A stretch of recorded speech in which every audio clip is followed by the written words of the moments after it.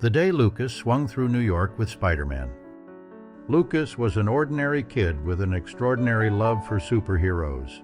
Of all the heroes he admired, Spider-Man was his absolute favorite. His room was covered in posters, action figures, and comic books of the web-slinging hero. Lucas even practiced his own web-slinging moves with a toy shooter, imagining himself swinging through the skyscrapers of New York City. One lazy Saturday afternoon, Lucas was deep into reading a Spider-Man comic when something strange happened. The pages of the book began to glow and a gust of wind swirled around his room. Before he could react, Lucas was pulled into the comic book itself. When Lucas opened his eyes, he was in the heart of New York City, but this wasn't any ordinary New York.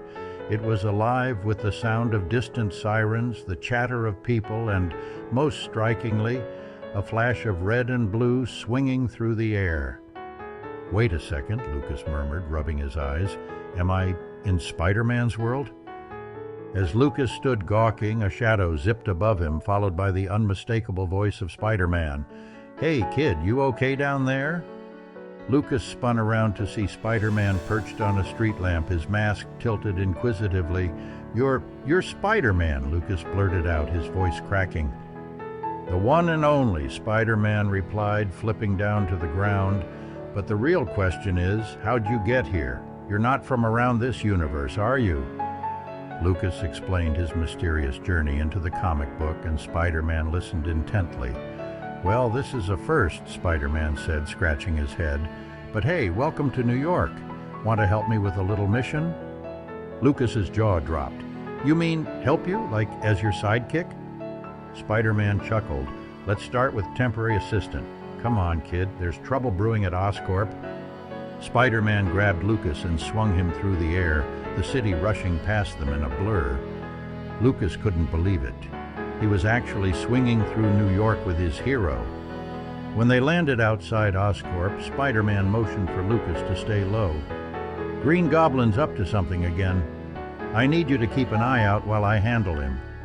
Inside the lab, chaos was already unfolding. Green Goblin cackled as he threw pumpkin bombs, causing Spider-Man to dodge and web-sling with precision. Lucas, though terrified, spotted a control panel sparking with electricity. "Spider-Man!" Lucas shouted. "I think I can shut down the bombs from here." Spider-Man looked over and gave him a thumbs up. "Go for it, kid. I'll keep Goblin busy." Lucas raced to the panel, his heart pounding. Though he wasn't sure exactly what he was doing, he managed to pull a lever and press a series of buttons. The bombs stopped ticking and the room fell silent. Green Goblin growled in frustration. "You'll pay for this, Spider-Man, and your little friend too." But Spider-Man was quicker. With a perfectly timed web shot, he snagged Goblin's glider and sent him crashing into a pile of crates. As the police arrived to take Green Goblin into custody, Spider-Man turned to Lucas. "You did great, kid. Looks like you've got some hero instincts of your own." Lucas grinned. "That was the coolest thing ever. Thank you, Spider-Man." Before Lucas could say anything else, the air around him began to shimmer. Spider-Man waved. "Looks like your ride back is here. Don't forget this day, all right?"